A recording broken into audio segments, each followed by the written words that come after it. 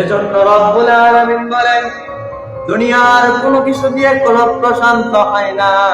দুনিয়ার গান বাজনা, দুনিয়ার আনন্দ ফুর্তি, দুনিয়ার আনন্দ উল্লাস, দুনিয়ার যত নর্তকী আছে, দুনিয়ার যত টিভি সিনেমার সিরিয়াল আছে, এগুলো দেখে কলব প্রশান্ত করা যায় না, মনকে প্রশান্ত করা যায় না।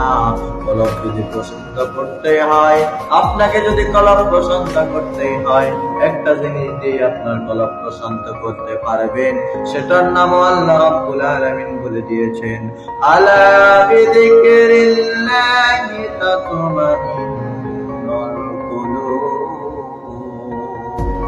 দুনিয়ার কোনো কিছু দিয়ে তুমি তোমার কলবকে প্রশান্ত করতে পারবে না। দুনিয়ার কোনো কিছু দিয়ে তোমার মনকে তুমি শান্ত করতে পারবে না।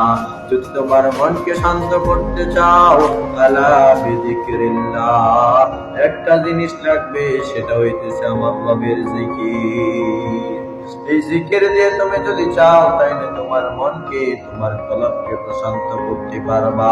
এজন্য তোমার যখন মন খারাপ থাকবে, হিন্দি গান না শুনে, উর্দু গান না শুনে, তুমি যদি পারো একটু কোরআন তেলাওয়াত শোনো। তুমি যদি নিজেও কোরআন তেলাওয়াত করতে না পারো, সমস্যা নাই।